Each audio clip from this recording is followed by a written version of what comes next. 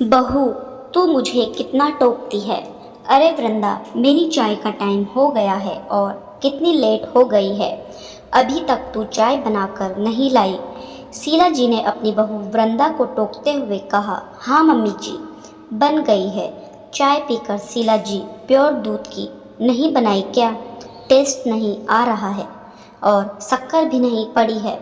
Mummy जी, शक्कर हल्की डाली है। ज़्यादा शक्कर दूध आपकी सेहत के लिए अच्छी नहीं है। बहू, तू मुझे कितना टोकती है। सारा दिन खाने पीने पर अंकुश लगाया करती है। यह मत खाओ, वह मत खाओ। अरे 4 दिन की जिंदगी है, आदमी चैन से गुजार ले।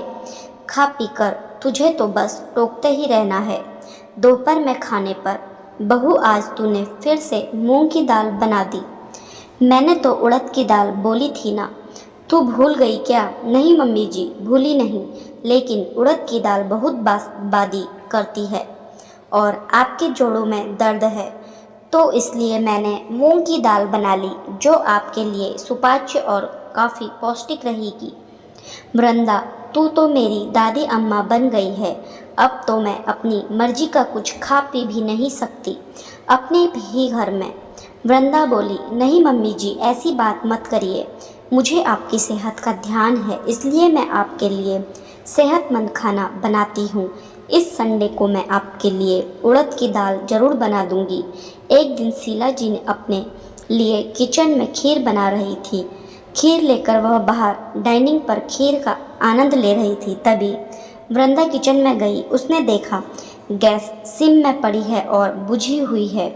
गैस की महक पूरे किचन में भर गई है। उसने जल्दी जल्दी सारी खिड़कियां खोली, एग्जॉस्ट फैन ऑन किया।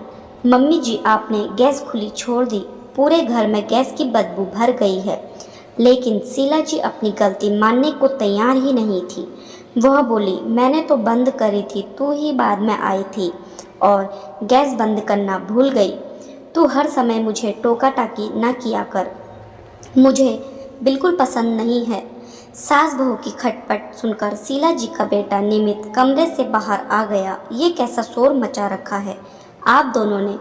सास बहू दोनों ने अपना अपना पक्ष रखा और अपने पक्ष में सफाई दी।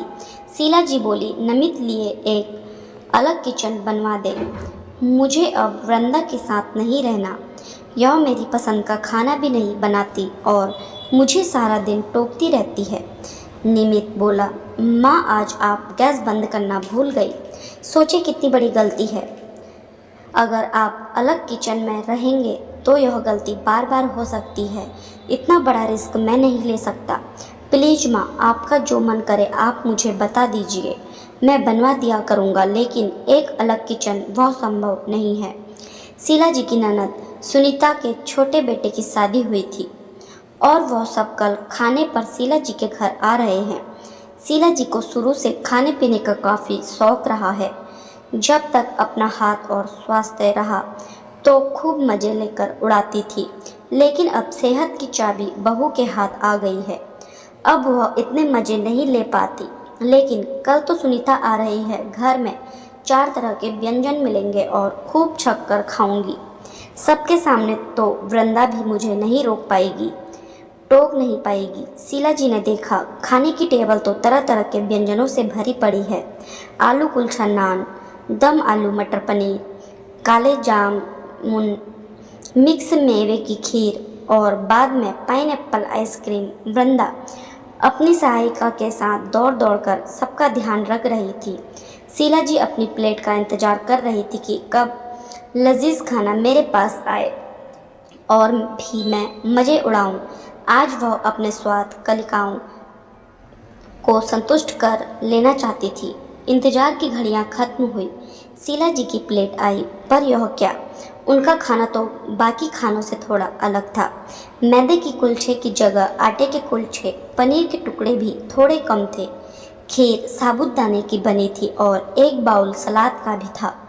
शीला जी सबके सामने अपने घर की जग हंसाई नहीं करना चाहती थी, इसलिए हंसी खुशी सारी प्लेट खत्म कर ली। खाना खत्म होने के बाद शीला जी अपनी ननद सुनीता के साथ कमरे में बैठी और ननद भाभी के बीच गपशप होने लगी।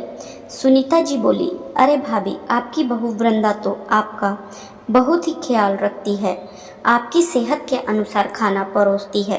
और एक मेरी बड़ी बहू है जो सबका खाना बनता है वही मेरे लिए भी परोस देती है, कभी भी मेरे स्वास्थ्य का ध्यान नहीं रखती। अभी कुछ दिन पहले ही उसने छोले भटूरे बनाए और मैंने भी खा लिए। मैदे के भुट्टे मुझसे डाइजेस्ट नहीं हुए और कई दिनों तक मेरे पेट में दर्द होता रहा, लेकिन किसी को वहाँ कुछ नहीं पड़ी है। कोई भी मेरा खाने पीने का ख्याल नहीं रखता। भाभी, आप बहुत लकी हो जो ऐसी बहू आपको मिली। जब शीला जी को भी अपनी बहू वृंदा में चाँद सितारे नजर आने लगे। अब वृंदा जैसा भी खाना बनाती वह हंसी खुशी खा लेती, बिना किसी रोक टोक के।